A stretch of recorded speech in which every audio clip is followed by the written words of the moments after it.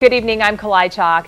The man at the center of a standoff this afternoon with Spokane Valley Police is talking to KXLY, and he claims he took a nap during that standoff. Tonight from jail, 39-year-old Ryan Lancaster told us that his account of what happened near Pines and Valley Way this afternoon.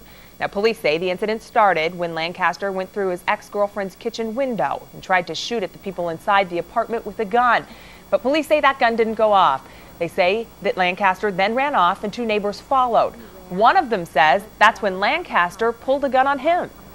Well, he reached into his bag and pulled the gun out and cocked it and pointed and said some foul words, and then we kind of backed off. I dialed 911 and during this time, North Pines Middle School and Broadway Elementary, went into lockdown. A nearby daycare evacuated.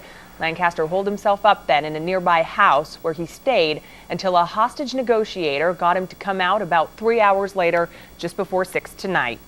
KXLY4's Anusha Roy interviewed Lancaster in a jailhouse interview tonight. And Anusha, he has a very different story of what happened. Oh, absolutely, Clyde. Completely different. When we talked to Ryan Lancaster tonight, he denied that he ever tried to shoot or point a gun at anyone today.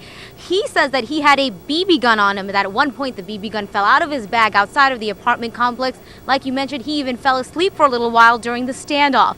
Now, tonight, Lancaster told us that he did go to his ex-girlfriend's apartment to talk about money, and they did get into an argument.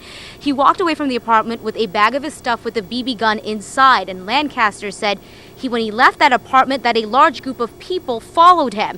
Lancaster said that's when he pulled the BB gun, but that he never pointed it at anyone. And the gun had been pulled out of the bag, but not pointed at and directly and shot, is what they were saying. I never pointed out and shot anyone, and I never robbed anybody with this BB gun.